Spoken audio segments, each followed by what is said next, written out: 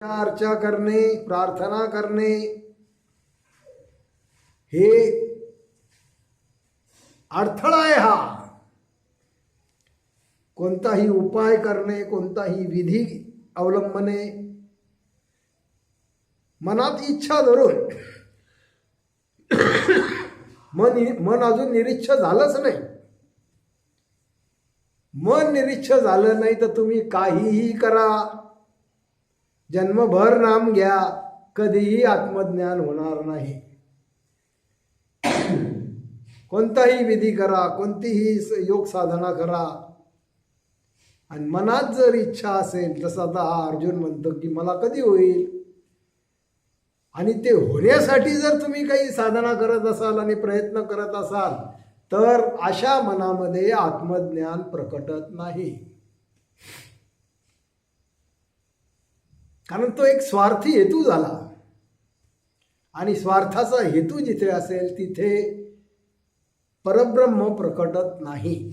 आणि म्हणून निष्कामतेला महत्व आहे. गीतेचं सार एका शब्दात जर सांगायचं झालं तर तो शब्द आहे निष्कामता.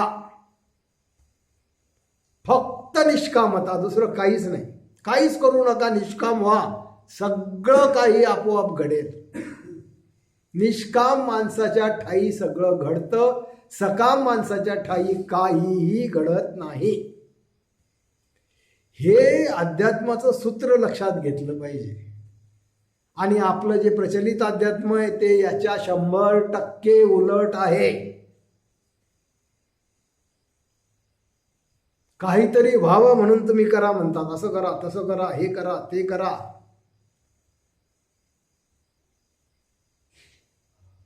म्हणून मी नेहमी सांगतो की हे प्रचलित अध्यात्म कधीही माणसाला आत्मज्ञान करून देणार नाही. आणि प्रचलित अध्यात्म हे अज्ञानी लोकांचं क्षेत्र आहे. तिथे सांगणारेही अज्ञानी, ऐकणारेही अज्ञानी, आणि दोन्ही अज्ञानी असल्यामुळे त्यांची मोठ चांगली जमते. त्यांना ते पटतं, यांनाही पटतं, तोही पटवू शकतो. आणि असं ते मग सगळ्या जगात हेच आहे. इथे काही आपल्याच हिंदू धर्मात आहे अशातला भाग नाही. सर्व धर्मात, जगातल्या सगळ्या संप्रदायात हे असंच चालू आहे. पण ती गोष्ट किती सोपी आहे ते माऊलीने अगदी उघडं करून सांगितलं. काही नाही. तुमच्या मनात फरक पडला पाहिजे, तुमच्या विचारात फरक पडला पाहिजे, तुमच्या आचरणात फरक पडला पाहिजे, तुमच्या वृत्तीमध्ये फरक पडला पाहिजे. हे जे अध्यात्म आहे ना, हा अंतरंग विषय आहे सगळा. हा मनाशी संबंधित आहे, बाकी कशाशी संबंधित नाही. तुम्ही शरीराने काय करता, वाचेने कोणतं नाव घेता, किती घेता, याला काहीही महत्व नाही. तुम्हाला समज आली की नाही, ही समज यावी लागते की इथे काहीही केलं तर ती अडचण आहे, तो आडपडदा आहे, ती उपाधी आहे.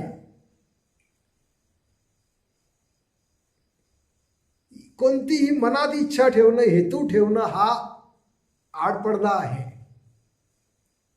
आणि असं निष्काम आणि निरीच्छ होऊन जर तुम्ही काही करू शकला तर ती घटना घडू शकते. क्षणोक्षणी येई जी अनुभूती, तेथे योगी निर्विकल्प राहती. ऐसी आत्मज्ञानाची वाट ती सोपी अर्जुना. ऐसे अनुभवांच्या प्रती जे निर्विकल्प राहती, तया होते ती प्राप्ती आत्मज्ञानाची. अनुभवी निर्विकल्प राहता, होते अनुभवांची सांगता. द्वैतातील अनुभव समता, ब्रह्मप्राप्ती. तेथ पार्थे म्हणितले देवा, मज येईल अनुभव केव्हा. ब्रह्मज्ञानाचा तो ठेवा दे मजसी. श्रीकृष्ण म्हणे अर्जुनासी, ब्रह्मज्ञान न होते उतावळ्यासी. योग प्राप्तीच्या त्या मार्गासी ऐका आता. जे मी सांगेला आता, धन्य होशील ते अनुभवता. जेथे असेल ती एकांतता, ते निवडावे स्थान. आता ध्यान मार्गाचं विवेचन माऊलीने सुरू केलं. आणि माऊली म्हणते जिथे एकांत असेल असं स्थान निवडावं. तिथे काही कोणाचा गजबजाट नको, दुसरे काही जास्त लोक नको, कोणी बोलणारं नको. कोणी डिस्टर्ब करणारं नको आणि शांतपणे तुम्हाला बसता आलं पाहिजे. त्या ज्ञान तळमळी कारणे एकांती जाऊन बैसणे, मन इंद्रियांशी विरक्त होणे पात्रता अर्जुना. असं जर कोणी आपल्याच मन आणि इंद्रियांशी विरक्त होत असेल तर ती या योग मार्गाशी, ज्ञान मार्गाशी, आत्मज्ञानाशी जी घटना घडण्यासाठी जी पात्रता लागते ती पात्रता आहे मन आणि इंद्रियांशी विरक्ती येणे, अनुभवाशी विरक्ती येणे. संतांनी जो मार्ग चोखाळला त्यासीच म्हणावे बा आपुला, मन इच्छांच्या त्या भरीला पडू नये. हा मार्ग संतांनी चोखाळलेला आहे. हे जे तुम्हाला सांगतात की संतांनी मार्ग चोखाळलेले ते तुम्हाला चुकीचं मार्गदर्शन करतात. आज जर संत कोणी आले ना तर यांना बुटाने जोडतील, माहितीये का, की आम्ही असं सांगितलं होतं का. काहीचं काहीतरी विकृत करून सांगितलं जात आहे. आणि म्हणून माऊली इथे म्हणते, संतांनी जो मार्ग चोखाळला त्यासीच म्हणावे बा आपुला, मन इच्छांच्या त्या भरीला पडू नये. आपण आपला अभ्यास करी अवधान ठेवून आत बाहेरी, निष्काम होणे अंतरी साधना अर्जुना. एकांतात बसायचं, आत बाहेर बाहेर काही घटना घडत असतील तर त्याही त्याच्याविषयी सजग राहायचं आणि आतमध्ये काय होतं त्याच्याविषयी सजग राहायचं. याला साधना म्हणतात. आणि म्हणून तुकाराम महाराज त्या भंडारा डोंगरावर एकांतात जाऊन बसत. त्यांनी अशी गर्दीमध्ये साधना नाही केली, ते असे भंडारा डोंगरावर एकटे जाऊन बसायचे. ऐसे एकांत स्थान निवडणे, मनोरथ वैराग्याचे असणे, मग अज्ञानासही ज्ञान होणे शक्य अर्जुना. पहा इथे काय सांगितलं, ते ब्रह्ममयतेचं मनोरथ नाही पाहिजे, हेतू नाही पाहिजे. हेतू काय पाहिजे, माझं मन इंद्रियांशी तादात्म्य तुटलं पाहिजे, मला वैराग्य प्राप्त झालं पाहिजे, असं वैराग्याची इच्छा पाहिजे. आणि आपल्या ज्या साधना आहेत, आपल्या ज्या पूजा अर्चा सगळं काही आहे त्या सगळ्या वैराग्याच्या विरुद्ध आहेत. त्या सगळ्या सकाम आहेत, इच्छा धरून आहेत. सगुण साधना ही सकाम साधनाच असते. पण अज्ञानी माणसाला कामना सोडण्याची इच्छा नसते, त्याला कामना फार आवडतात. आणि हा जो काही वीक पॉइंट आहे अज्ञानी माणसाचा, हा या प्रवचनकारांनी आणि कीर्तनकारांनी ओळखला. आणि मग ते सांगतात असं असं करा तुमच्या मनाप्रमाणे होईल, असं असं करा तो देव तुम्हाला प्रसन्न होईल आणि तुमच्या इच्छा पूर्ण करेल. या साफ खोट्या गोष्टी आहेत, साफ खोट्या गोष्टी आहेत.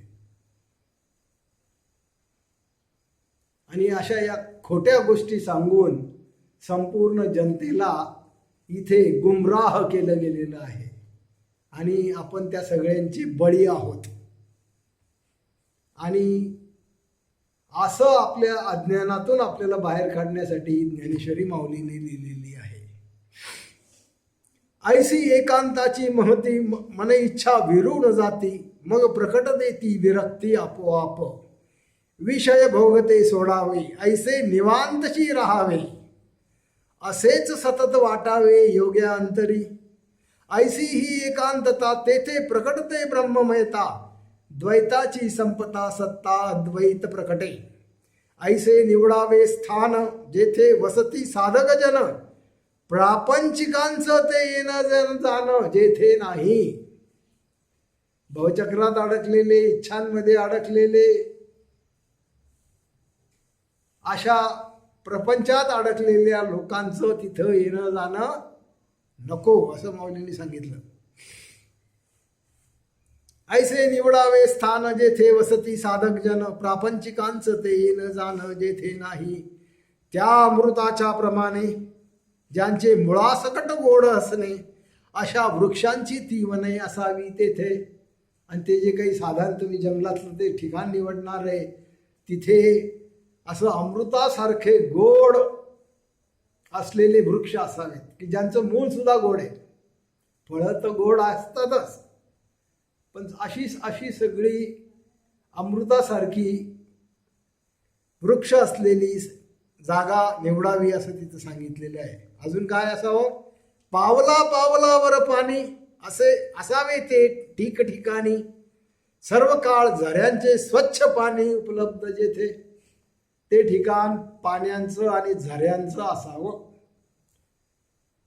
थोड्या अंतरावर नाले पाहिजे, झरे पाहिजे, वाहत पाणी पाहिजे, असं ठिकाण निवडावं म्हणे. कोवळे असावे जेथे ऊन, मंद शीतल तो पवन, ऐसे सुंदर वातावरण असावे तेथे. स्थान निशब्द बहुत करुणी, जेथे क्वचितच हिंस्त्र प्राणी, भुंगे पोपटांची गाणी नसावी तेथे. हे भुंगे भिंगे, हे मच्छर कीटक त्रास देणारे, चावणारे किंवा वाघासारखे हिंस्त्र प्राणी ते तिथे नसावे. स्थान निशब्द बहुत करुणी, जेथे क्वचितच हिंस्त्र प्राणी, भुंगे पोपटांची गाणी नसावी तेथे. सरोवरी असावे हंस, चार दोन पक्षी सारस, असावा तो सहवास, असावा तो सहवास कोकिळेचाही.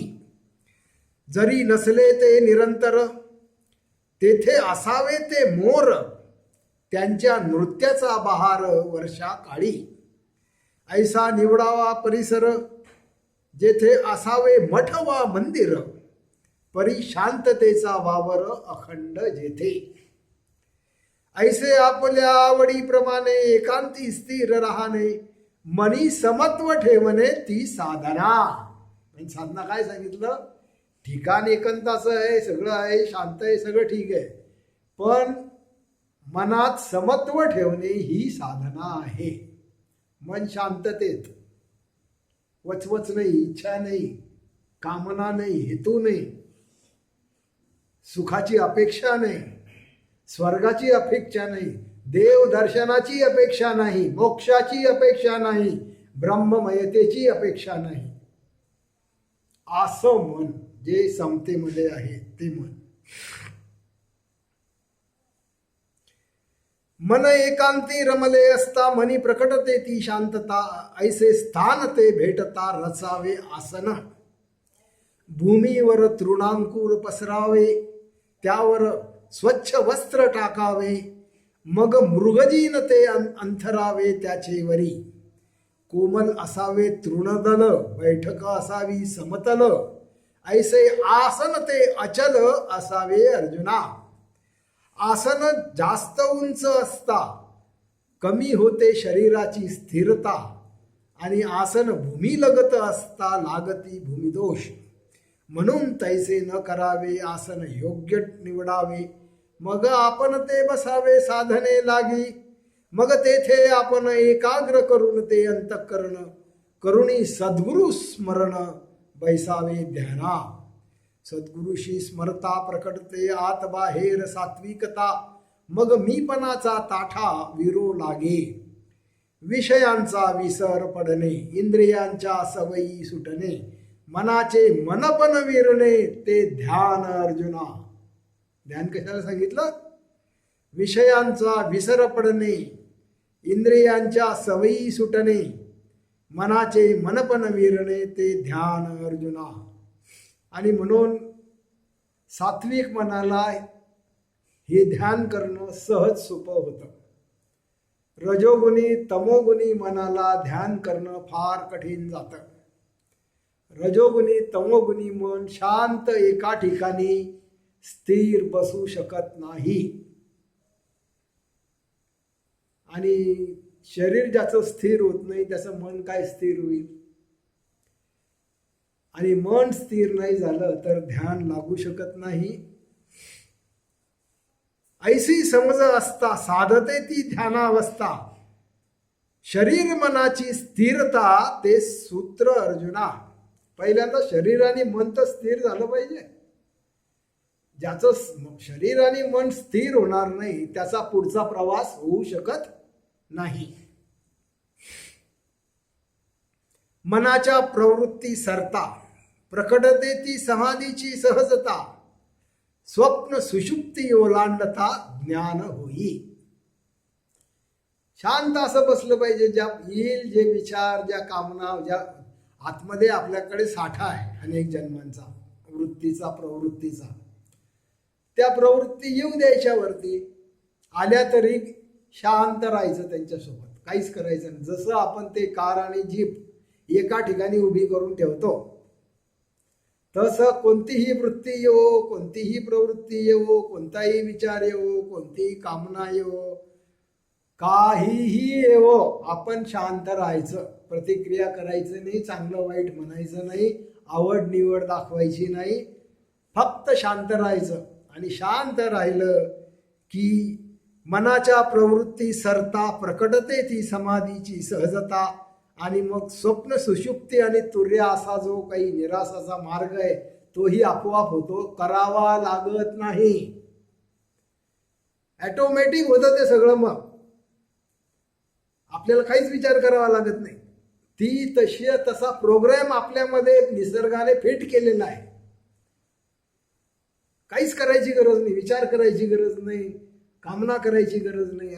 फक्त तुम्ही शांत आणि निष्काम झाले पाहिजे. शांत आणि निष्काम झाले की ती घटना आपोआप घडते, अगदी आत्मज्ञानापर्यंत. असं झालं. मनाच्या प्रवृत्ती सरता प्रकटते समाधीची सहजता, स्वप्न सुषुप्ती ओलांडता ज्ञान होई. कैसे बसावे आसन घालून, ऐक तू लक्ष देऊन, पोटऱ्या मांड्यासी चिटकवून बसावे ध्याना. आता एक एक स्थिर आसन व्हावं म्हणून एक एक आयडिया ते आपल्याला सांगतायत. कारण असं तुम्ही मूर्तीसारखं तासन तास जर बसू शकला नाही तर ध्यान लागत नाही. तुमच्या शरीराच्या ठिकाणी हालचाल असली, तुमच्या मनाच्या ठिकाणी हालचाल असली, तुमच्या वृत्तींच्या ठिकाणी हालचाल असली तर ध्यान लागत नाही.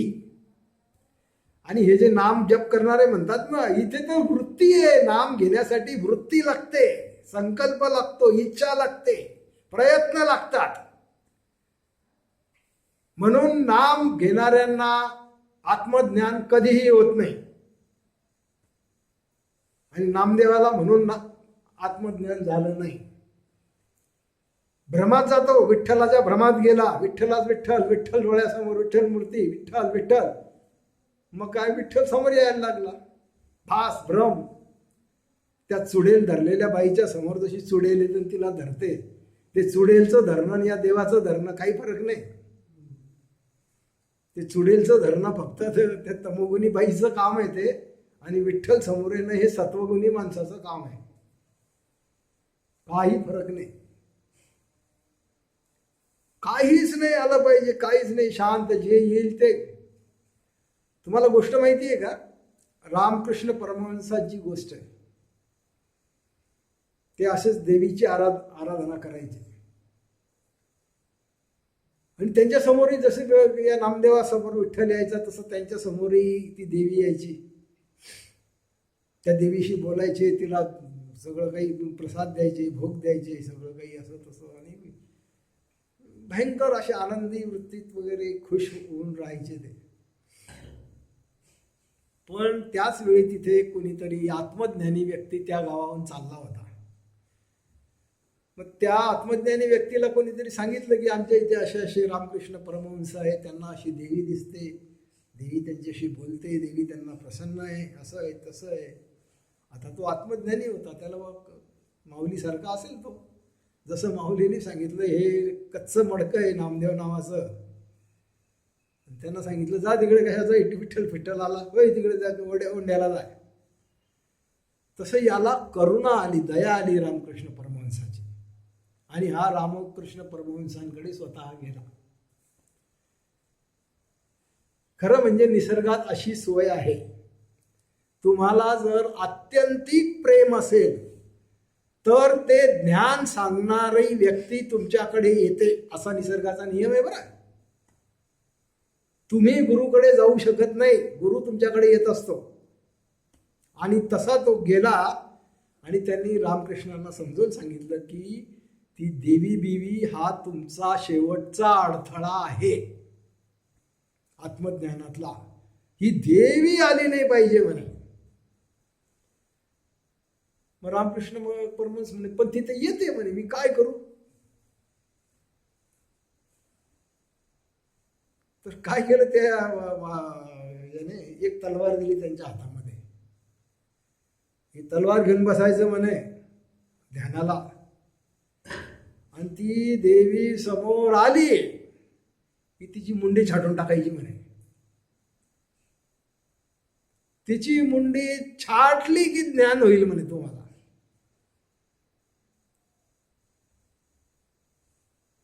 बसले ते पुन्हा ध्यानाला. आली देवी समोर, पण देवी समोर आल्यावर हे गेले विसरून सगळं. यांनी काय सांगितलं होतं, तलवार घ्या, मुंडी छाटा. आणि इतकं काही त्यांची एकाग्रता, तल्लीनता, प्रेम की ते विसरून जायचे. असं 3-4 वेळा झालं. तो सांगायचा मी इथे बसतो, देवी आली की सांगा देवी आली, मी सांगेल, मग तुम्हाला धक्का देईल. तलवार उचलायची म्हणे, मी धक्का दिला की का पाहिजे, काहीच नाही ते. मग शेवटी म्हणे आता शेवटचा उपाय म्हणे,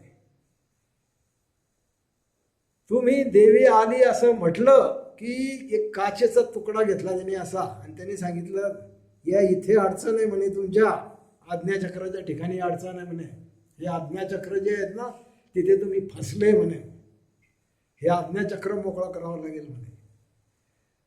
तुम्ही देवी आली असं म्हटलं की मी काचेने तुमचं हे असं इंचभर कापून टाकेल म्हणे कपाळ, आणि तेव्हा तुम्हाला जाग येईल आणि तुम्ही ते तलवारीने तिची मुंडी छाटाल म्हणे. आणि नेमकं तसंच होतं. ती मुंडी छाटतात देवीची, आणि रामकृष्ण परमहंसांना ज्याला परमज्ञान म्हणतात, आत्मज्ञान म्हणतात, ते होऊन जातं. अशा सगळ्यांच्याच गोष्टी आहे बरं. या सगुणात अडकलेले, देवात अडकलेले, एकनाथांच्या बाबतीतही हीच कथा आहे, नारदाच्या बाबतीतही हीच कथा आहे. या कथा तुम्हाला कोणी सांगत नाही. या सगळ्या लोकांना आधी हा एक नाद लागलेला होता, हा नाद पुसावा लागला, तेव्हा आत्मज्ञान झाल्याच्या गोष्टी आहेत. आणि हे सगळं असं आहे, आणि हे सगळं मनाशी संबंधित आहे, मनाच्या वृत्तींशी संबंधित आहे, मनात येणाऱ्या अनुभवाशी संबंधित आहे. काहीच अनुभव, सगळे अनुभव विरून गेले पाहिजे. आणि असं सगळं विरून गेलं, मन विरून गेलं तर ज्ञान असं होत असतं. मनाच्या प्रवृत्ती सरता प्रकटते समाधीची सहजता, स्वप्न सुषुप्ती ओलांडता ज्ञान होई. कैसे बसावे आसन घालून, ऐक तू लक्ष देऊन, पोटऱ्या मांड्यांशी चिटकवून बैसावे ज्ञाना. काय करायचं असतं माहितीये का तुम्हाला? ही जी काही ना आपली टाच आहे ना, ही टाच अशी घ्यायची असते आणि अशी थोडीशी आतमध्ये दाबायची असते, अशी गुदद्वारापाशी, आणि इकडचं पण अशी घ्यायची असते आणि अशी मांडी खाली दाबायची असते. मांडी अशी घट्ट करायची असते. जरा ढिल्ली ठेवली ना मांडी तर माणूस सांगतो. तर अशा पद्धतीने केवळ आसन आधी स्थिर कसं करावं याचं मार्गदर्शन महोदयांनी केलेलं आहे, की बसावं कसं. आणि आता कसं आहे नेमकं आपल्या याच्यामध्ये आपल्याला असं खूप दिवसाचं खूप तासनतास ध्यान करायला कोणी काही शिकवलं नाही. कधी चुकून मापून इगतपुरीला विपश्यनेला जाण्याची संधी मिळाली तर ती जरूर घ्या. तिथे असं रोज 12-14 तास असं शांत बसावं लागतं. दर 2 तासांनी सुट्टी मिळते.